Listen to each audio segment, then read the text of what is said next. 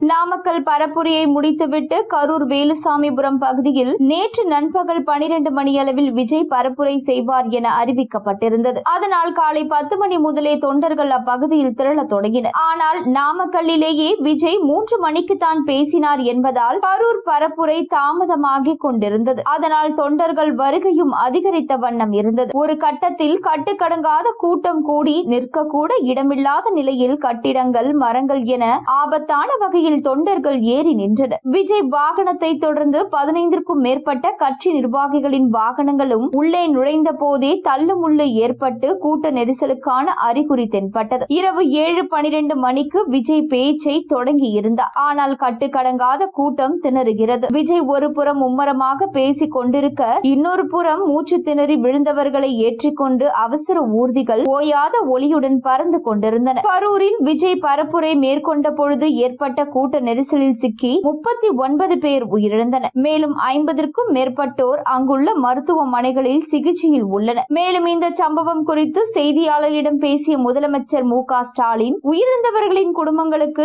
எவ்வாறு ஆறுதல் சொல்வது என தெரியவில்லை. உயிரிழந்தவர்களின் குடும்பத்தினருக்கு தலா 10 லட்சம் ரூபாய் வழங்க உத்தரவிட்டுள்ளேன். இது குறித்து விசாரணை நடத்த ஓய்வு பெற்ற நீதியரசர் அருணா ஜெகதீசன் தலைமையில் விசாரணை குழு அமைக்கப்பட்டுள்ளது. ஒரு அரசியல் கட்சி நடத்திய கூட்டத்தில் இத்தனை பேர் உயிரிழந்தது இதுவரை நடக்காதது. இனிமேல் நடக்க கூடாது. விசாரணை ஆணையம் அளிக்கும் அறிக்கையின் அடிப்படையில் நடவடிக்கை எடுக்கப்படும் என தெரிவித்தார். இந்த செய்தியை அறிந்த அஜித் மிகுந்த வேதனையில் இருப்பதாகவும் சொல்லப்படுகிறது. ரசிகர்களுக்காக சில அறிக்கைகளை வெளியிடுவார். ஏற்கனவே அஜித் தனது அரசியல் நிலைப்பாடு குறித்து ஒரு அறிக்கை வெளியிட்டு அனைவரையும் தெளிவுபடுத்தினார். தான் எந்த கட்சிக்கும் ஆதரவு அளிப்பதில்லை என்றும், எந்த குறிப்பிட்ட கட்சிக்கும் தனது ரசிகர்களை ஆதரவு தர வற்புறுத்த மாட்டேன் என்றும் அஜித் அதில் கூறியிருந்தார். அஜித்தின் இந்த அறிக்கை பலரது பாராட்டுதல்களையும் பெற்று வருகிறது. சமூக வலைதளங்களை அஜித்தின் இந்த அறிக்கை அவரது ரசிகர்கள் கொண்டாடினர். சமீபத்தில் 33 வருடங்கள் நிறைவடைந்ததை ஒட்டியும் ஒரு அறிக்கை வெளியிட்டார். அதில், நான் இன்று